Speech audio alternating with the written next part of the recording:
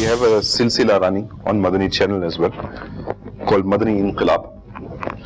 And in the silsila, an Islamic brother, and now Muballigh DawateIslami, used to also abuse drugs.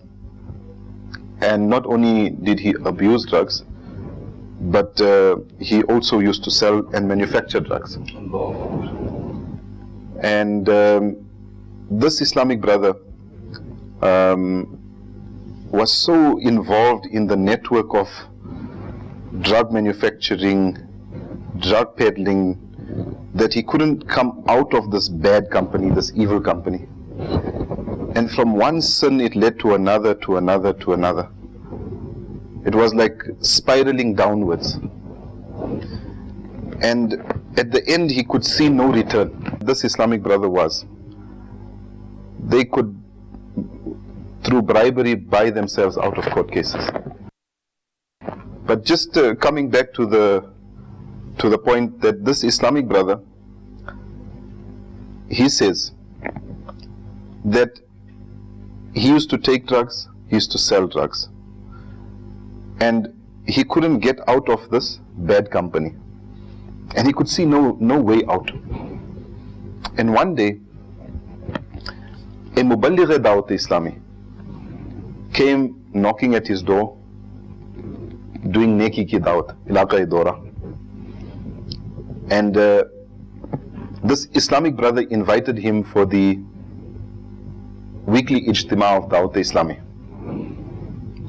And the andaz, the character of this Muballigh of DawateIslami was so beautiful that this rough and tough drug addict and drug lord,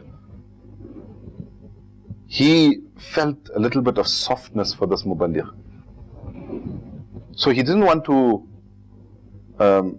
decline the invitation, but he tried to use some tactics to make an excuse to get out of this situation.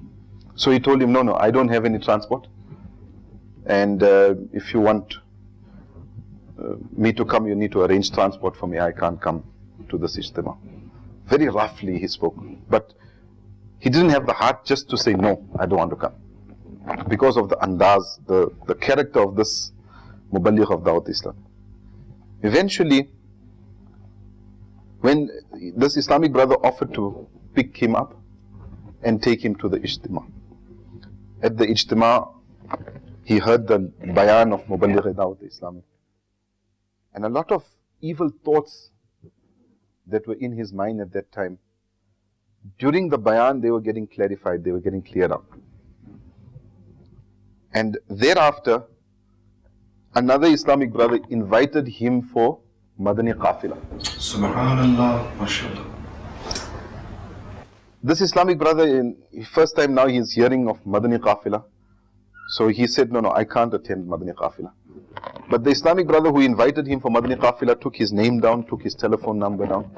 And we're talking here about a person not only who used to abuse drugs, who used to take drugs himself, but used to manufacture and distribute drugs to the peddlers.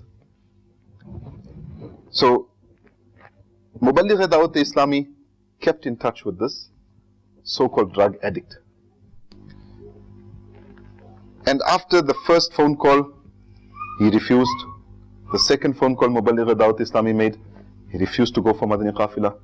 The third phone call, he accepted the invitation. And I said earlier that when this Islamic brother was in bad company, he couldn't find a way out. He accepted the invitation for Madani Qafila. He couldn't express what is going on in his life to anyone. When he attended Madani Qafila, it was that first time when the first VCD of Amir al-Sunnat was released.